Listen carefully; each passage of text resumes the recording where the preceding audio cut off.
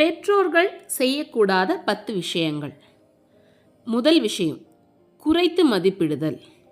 தம்பதியர் ஒருவரையொருவர் சமமாக பாவிக்க வேண்டும். உரிய மரியாதையுடன் நடத்த வேண்டும். அதை விடுத்து குழந்தைகள் முன்பு துணையை கடுமையாக விமர்சிப்பது, ஒருவரையொருவர் தரம் தாழ்த்தி பேசுவது, குறைத்து மதிப்பிடுவது போன்ற செயல்பாடுகள் குழந்தைகளை மனதளவில் பாதிக்க செய்துவிடும். ஒரு கட்டத்தில் உறவுக்குள் அப்படித்தான் நடந்து கொள்ள வேண்டுமோ என்ற எண்ணத்தை வளர்த்தெடுத்து விடும். ஏதேனும் பிரச்சனை ஏற்பட்டால் மற்றவர்களை தரம் தாழ்த்தி பேசுவது தப்பில்லை என்ற நிலைப்பாட்டை பின்பற்ற வைத்துவிடும். இரண்டாவது, விதிமுறைகளை புறக்கணித்தல். ஒழுக்கத்தை பின்பற்றும் பழக்கத்திற்கு பெற்றோர்கள் குழந்தைகளுக்கு முன் மாதிரியாக நடந்து கொள்ள வேண்டும். பிள்ளைகள் முன்பு ஒழுங்கீனமாக நடந்து கொள்வது, அதன்படியே செயல்படுவது தவறில்லை என்ற எண்ணத்தை அவர்களிடத்தில் விதைத்துவிடும். மூன்றாவது விஷயம், எப்போதும் விமர்சித்தல். உங்கள் குழந்தைகள் செய்யும் எல்லா விஷயங்களையும் விமர்சிக்காதீர்கள். எதிர்மறையான கருத்துக்களை கூறாதீர்கள். அது அவர்களின் சுயமரியாதை பங்கு விளைவிக்கும், தாழ்வு மனப்பான்மையையும் உண்டாக்கும். அதன் பிறகு எந்த வேலையும் ஆர்வமாக செய்வதற்கு முன்வரமாட்டார்கள்.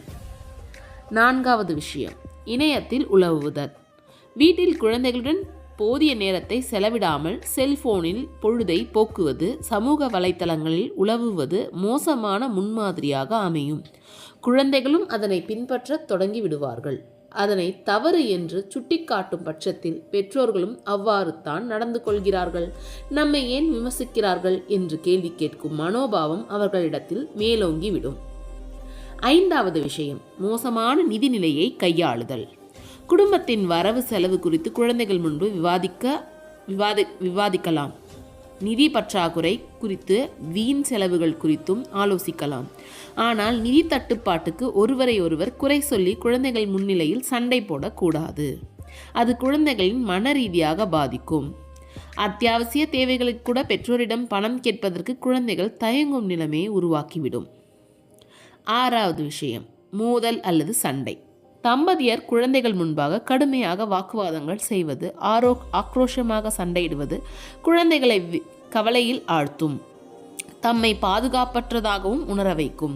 அவர்கள் வளரும்போது ஏதேனும் பிரச்சனைகளை எதிர்கொண்டால் அதனை சமாளிப்பதற்காக யுக்தியை, வாக்குவாதத்தையும் மோதல் போக்கையும் பின்தொடர வைக்கும். அதற்கு இடம் கொடுக்கக்கூடாது. ஏழாவது விஷயம், தவறான உடல் மொழியை வெளிப்படுத்துதல். குழந்தைகள் முன்பு எதிர்மறையான சைகைகளை மற்றும் தவறான உடல் மொழிகளை வெளிப்படுத்துவது கூடாது. அதனை பார்த்து வளர்வோர் நாளடைவில் அதனையே பின்பற்ற தொடங்கிவிடுவார்கள். மற்றவர்கள் முன்னிலையில் நாகரிகமின்றி நடந்து கொள்ளவும் வாய்ப்பிருக்கிறது. எட்டாவது விஷயம், தனி அறையில் தூங்குதல். பெற்றோர் வாக்குவாதத்திலோ சண்டையிலோ ஈடுபட்ட பிறகு வழக்கம் போல தூங்கும் அறைக்கு செல்லாமல் இருவரும் பிரிந்து தனி அறையில் தூங்குவது குழந்தைகளிடம் வேற்றுமையை ஏற்படுத்தும், பாதுகாப்பற்ற சூழ்நிலை உணர வைக்கும்.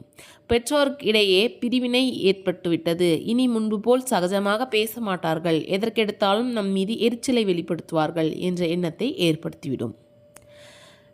ஒன்பதாவது விஷயம், ஆபத்தான நடத்தைகளில் ஈடுபடுதல். குழந்தைகள் முன்பு புகைப்பிடித்தல், மது அருந்துதல் போன்ற செயல்கள் எதிர்மறையான அவர்களை பாதிக்கலாம். ஏனெனில் தந்தை செய்வதை தாமும் செய்ய போகிறோம், அது தவறில்லை என்ற எண்ணத்தை விதைத்துவிடும்.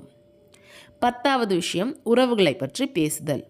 குடும்ப உறவுகள், நடத்தைகள், செயல்பாடுகள், சுபாவங்கள் பற்றி குழந்தைகள் முன்னிலையில் பேசக்கூடாது.